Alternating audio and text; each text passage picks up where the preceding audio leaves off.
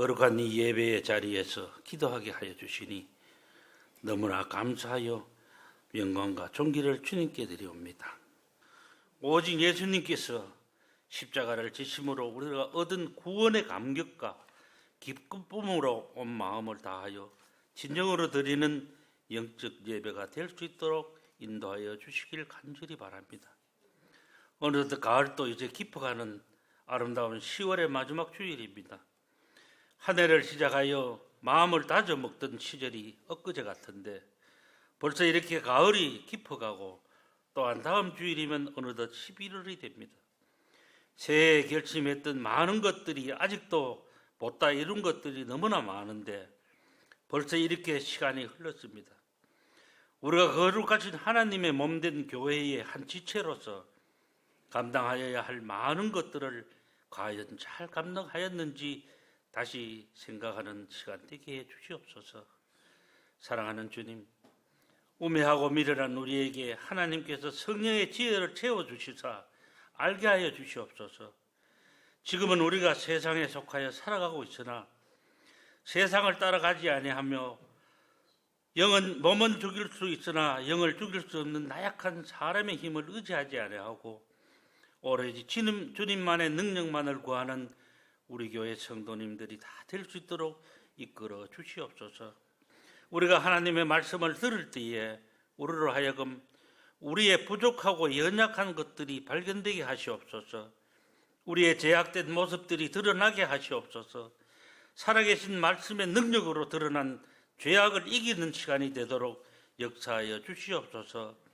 예수님의 십자가 보혈로 말미암아 사망에서 생명으로 옮겨주시고 우리들의 생명이 다는 흔들리고 넘어지지 않도록 붙들어 주시옵소서. 주님의 크신 은혜를 듬뿍 받아서 기쁨과 감사가 충만한 시간이 되도록 축복하여 주시옵소서. 이 예배를 드리는 우리 모두에게 거룩하신 하나님의 평강이 충만하게 임재해 주시옵소서. 이 시간 또 찬양으로 예배드리는 찬양대 위에도 함께하여 주시옵고 주님께서 주시는 은혜를 기쁨으로 누릴 수 있게 해 주시옵소서. 말씀을 증가하시는 목사님의 가정과 그 건강과 그 가정을 지켜주시옵소서. 날마다 필요한 모든 것들이 넘쳐나는 은총을 베풀어 주시옵소서. 그 말씀을 듣는 저희들의 영혼 속에도 날마다 새로운 능력의 말씀이 귀하게 깨달아지게 하옵시고 그 말씀대로 실천하며 승리할 수 있는 능력을 주시옵소서. 이 시간 또 좋으신 하나님 아버지께서 홀로 큰 영광 받으시옵길 바라며 우리 죄를 사하시기 위해 십자가 위에서 피 흘려주신 우리 구주 예수님의 이름으로 기도드리옵나이다. 아멘.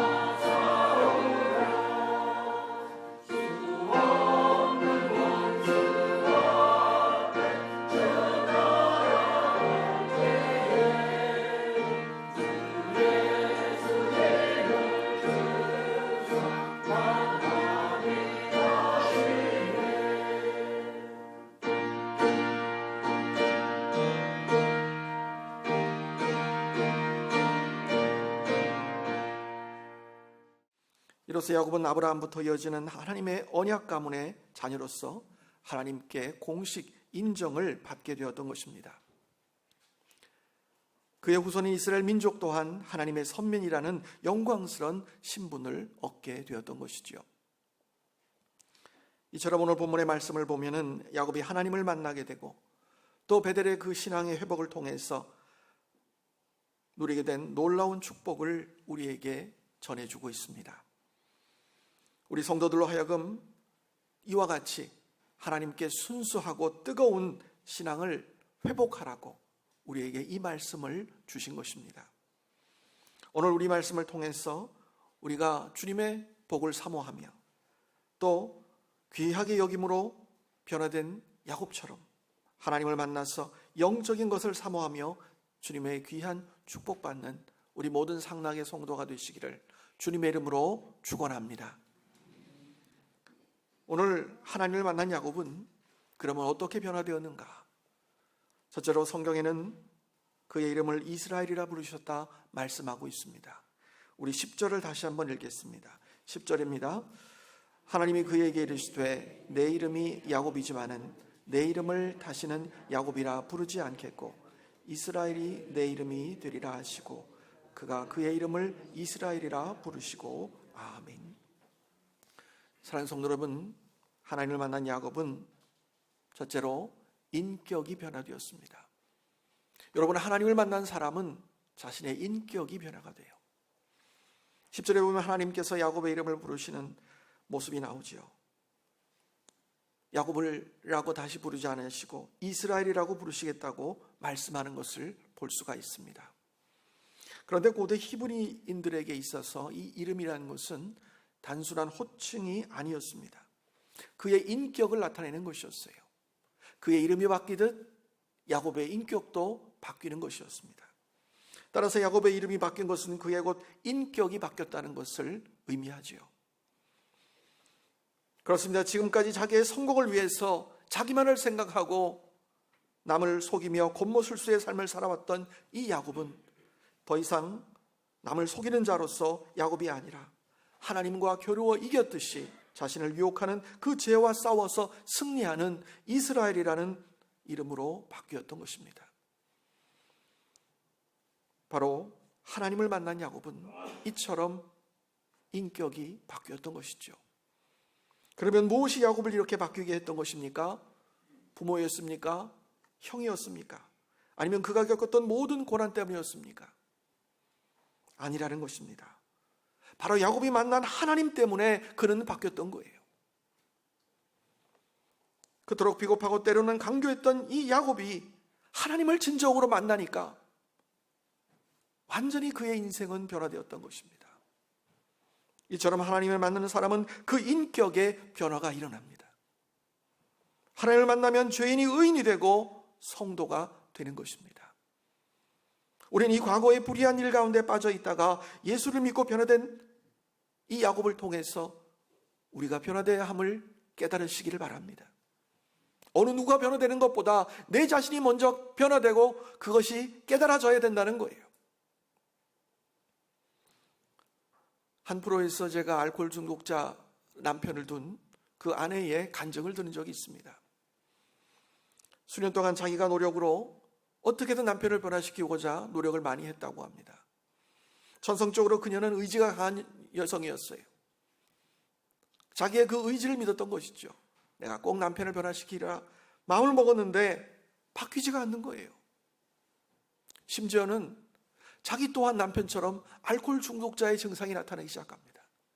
원래 한 사람이 가정에 알코올 중독이 걸리면은 그 가족 모두가 알코올 중독자 증상이 나타난다고 설문을 조사해 봤더니 나타났습니다.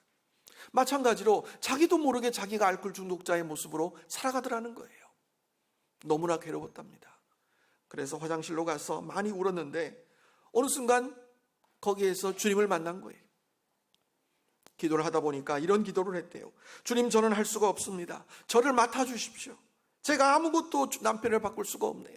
주님께 맡깁니다. 주님, 그를 바꿔주세요. 눈물로 기도했다는 거예요. 그런데 그것이 바로 그 부부의 결혼 생활의 전환점이 되었을 줄 누가 알았겠습니까? 그 기도를 하는 순간 그 여성은 변화되었습니다. 자기가 변화되니까 남편이 자기를 바라보더라는 거예요. 그리고 자기의 얘기를 진지하게 들어주더라는 거예요. 그 다음부터 둘이 손잡고 기도하기 시작했답니다. 기도하니까 변화가 오고, 또 하나님께서 적재적소의 시간에 맞춰서 어떤 친구를 보내주고, 그 친구가 그 남편을 알코올을 끊는 그런 프로그램에 인도해서 그 모든 프로그램에 치료를 받게 하고, 이제 남편이 술을 끊은 지 7년이 되었다고 그녀는 간증을 했습니다. 그리고 날마다 서로에 대해서 서로를 사랑하고 존경한 마음으로 서로를 위하며 살아가고 있다고 했습니다. 그렇습니다. 성도 여러분, 무엇보다 하나님께서는 다른 사람을 변화시키기 전에 내 자신을 변화하는 것을 먼저 원하십니다. 하나님은 내 자신을 변화시키고 나서 다른 사람을 변화시키는 분이세요. 내가 변화되지 않고 다른 사람을 변화시키려고 하는 것, 그건 잘못된 거예요. 하나님, 저 사람 좀 변화시켜 주세요. 저 설교 저 사람이 들어야 돼요. 그 기도가 아니라, 하나님, 나를 변화시켜 주세요. 내가 변화되어야 됩니다. 주님 만나고 내 인격이 변화되는 것을 원합니다라고 먼저 기도하십시오. 그러면 나를 통해서 주위의 모든 것들이 변화될 줄로 믿습니다. 하나님을 만난 사람은 바로 이렇게 야곱처럼 변화되는 것입니다. 우리가 주님을 만나 나의 인격이 먼저 변화되는 귀한 축복받는 우리 상당의 모든 성도 되시기를 주님의 이름으로 축원합니다. 두 번째로, 하나님을 만난 야곱에게 주님은 생육하고 번성하라 말씀하셨습니다. 11절을 다시 한번 읽겠습니다. 11절입니다. 하나님께 그에게 이르시되 나는 전능한 하나님이라. 생육하며 번성하라. 한 백성과 백성들의 종회가 네게서 나오고 왕들이 내 허리에서 나오리라. 아멘. 사랑하는 성도 여러분, 하나님을 만난 야곱은 생육하고 번성하게 되었습니다. 생육하고 번성하라는 것은 창세기 28장 3절에 전능하신 하나님이 내게 복을 주어 네가 생육하고 번성하게 하여 내가 여러 족속을 이루게 하시고 라고 약속하신 확신의 말씀입니다. 이 약속은 약 25년 후에 야곱에게 직계자손이 70여 명이 되는 귀한 복을 주셨고, 약 430년 만에 200만 명가량 불어나는 귀한 백성으로 만들어 주셨습니다. 또한 그 백성이 노예로 고통당하고 있으니까 주님께서는 모세를 세워서 출애굽시켜서 그 모든 예언들이 성취가 되었던 것입니다. 그리고 이 야곱의 혈통을 통해서 다윗과 솔로몬 왕이 나오고, 영적으로 만왕의 왕이신 메시아가 나오게 되었던 것입니다. 하나님을 만난 이 야곱은 이처럼 생육하고 번성하게 되었던 것이죠. 요한복음 15장 8절에 너희가 열매를 많이 맺으면 내 아버지께서 영광을 받으실 것이요 너희는 내 제자가 되리라 말씀하셨습니다. 나무가 열매를 맺지 못하면 어떻게 됩니까?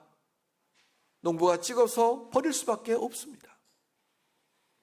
실과나무를 심는 자는 목재를 쓰려고 나무를 심지 않았던 거예요. 열매를 따기 위해서 나무를 심었던 것입니다. 그렇기 때문에 열매를 맺지 못하는 성도는 나무와 같이 찢김을 받을 그런 위태한 자리에 있다는 것을 우리는 알아야 합니다. 성도의 열매는 무엇입니까? 그것은 바로 성령의 은혜로 나의 행실을 바르게 하는 거예요. 또 사람을 주님께 인도하며 주님 앞에 많은 사람들을 전도하는 거예요. 이 생육과 번성이 바로 부흥이라는 것입니다. 창세기 26장에 보면 이삭은 블레셋 사람들이 파묻어 놓은 아버지의 우물을 다시 팝니다. 그 아버지 아브라함의 우물을 다 메꿔버린 블레셋 사람들이 메꿔놓은 그 모든 것들을 다시 파면서 거기에 물이 솟아나오는 것을 목격하며 그의 인생은 변화된 것이죠.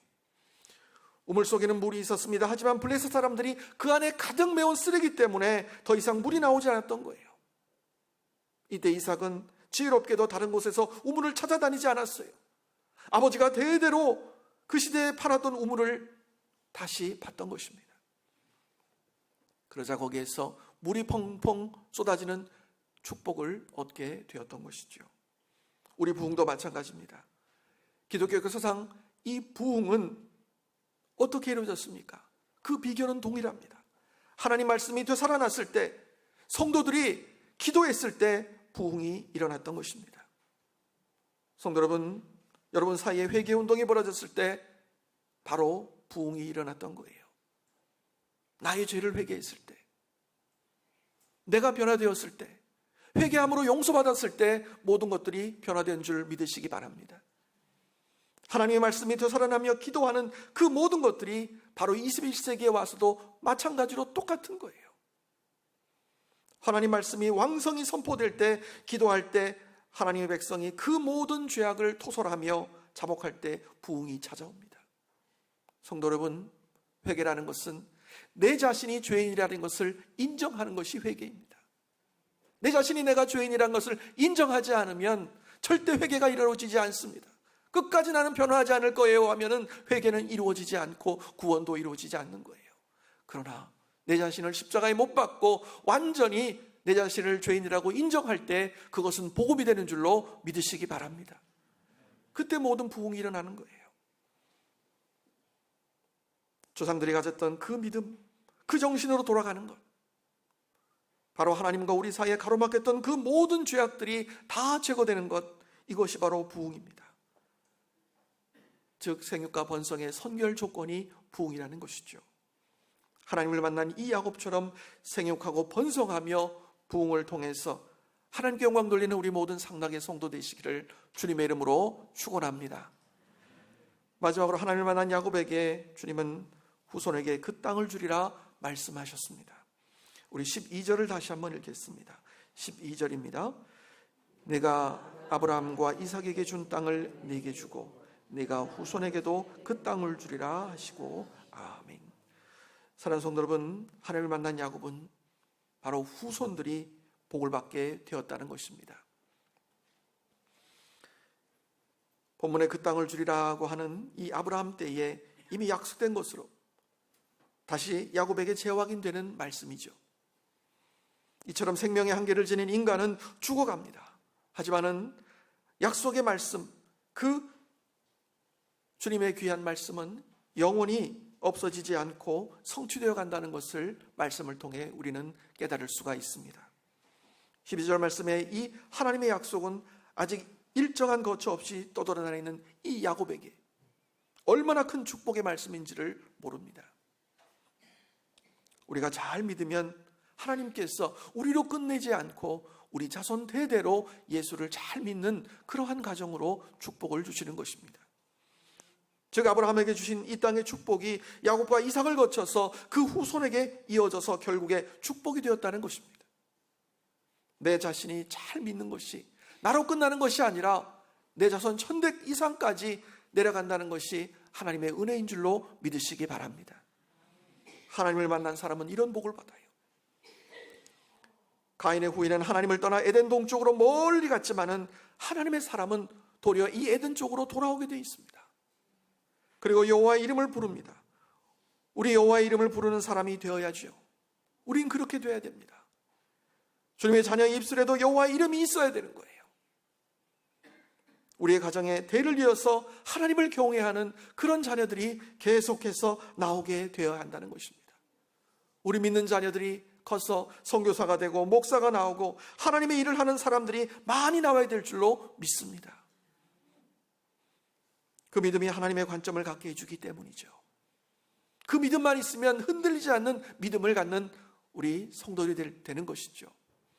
오늘 이 시간 야곱을 만난 하나님을 만난 야곱처럼 온전히 후손이 복을 받는 귀한 축복의 성도들이 되시기를 소망합니다. 미국에서 어떤 설문조사하는 그런 회사가 조사를 해봤답니다. 미국에 한 70년 들어와서 케네디 대통령 때 그 교과서에서 주기도문을 뺀 이후에 전과 후를 비교하면서 그 전에 믿던 가정과 또 그 이후에 믿던 가정을 비교하다가 5대째 가문이 계속해서 신앙을 지키는 가정과 또 5대째 지키지 않는 가정을 어떻게 비교하게 됐답니다. 미국에서 5대째 예수를 안 믿는 게 신기할 정도죠. 그런 가정이 잘 없는데 그 가정이 있다는 자체가 기적이었죠. 그런데 그 가정을 조사하게 됐어요. 그런데 이 가문에 사람들을 쭉 조사하다 보니까 그 가문에 사형수도 나오고요, 몸 파는 창녀도 나오고요, 알코올 중독자, 이런 사람들이 무지무지하게 많이 나왔다는 겁니다. 그런데 5대째 예수를 믿는 가문의 자녀들은 부통령이 한 명이요, 의사, 공무원, 목사 등등 이 나라를 위해 도움을 주며 열심히 일하는 사람들이 무궁무진하게 나왔다는 거예요. 이것은 실제적으로 과학적인 증거로 채택이 되어서 많은 사람들에게 알려주고 있습니다. 우리 상락교회도 많은 인재를 주님께서 주셨어요. 또 순교자도 3분이나 주셨습니다. 이 모든 것들이 하나님의 축복인 줄로 믿으시기 바랍니다. 바로 믿음의 부모들이 그 자녀들을 그 믿음으로 잘 양육했던 증거가 되는 것이지요. 바로 하나님의 축복이 이것입니다. 그러나 이 축복이 멈추지 않고 하나님이 여러분과 함께하는 그 증거가 늘 나타나도록 우리가 하나님께 기도하며 변화되는 역사가 있기를 축원합니다. 여기서 끝나는 것이 아니라 계속해서 우리 상락교회가 부흥발전하는 귀한 역사가 있어야 된다는 것입니다. 그리고 이것을 날마다 믿으시기 바랍니다. 믿음은 보이지 않는 것들이 실상이기 때문에 우리는 이것을 믿고 나갈 때 하나님께서 반드시 우리에게 더욱더 부흥하는 귀한 축복을 허락할 줄로 믿습니다. 하나님께 여러분을 이 자리에 부르시는 그것이 목적이에요. 다른 데 목적이 있는 것이 아닙니다. 우리를 이 자리에 왜 부르셨습니까? 영생 구원의 축복을 주시기 위해서, 더욱더 하나님을 섬기는 가정이 되기 위해서 우리를 부르셨던 것입니다. 그것을 모르니까 귀한 복을 자꾸 놓치는 거예요. 하나님을 만난 이 야곱처럼 믿음의 의로운 삶을 살아가는 우리 모든 성도 되시기를 주님의 이름으로 축원합니다. 말씀을 정리합니다. 오늘은 만남에 대한 이야기입니다. 하나님을 만난 이 야곱, 그는 인격이 주님을 만나 변화되었고 생육하고 번성하게 되었고 후손들이 복을 받게 되었습니다. 오늘 이 시간 이 귀한 축복이 우리 상락교회 대대로 이어지기를 주님의 이름으로 축원합니다.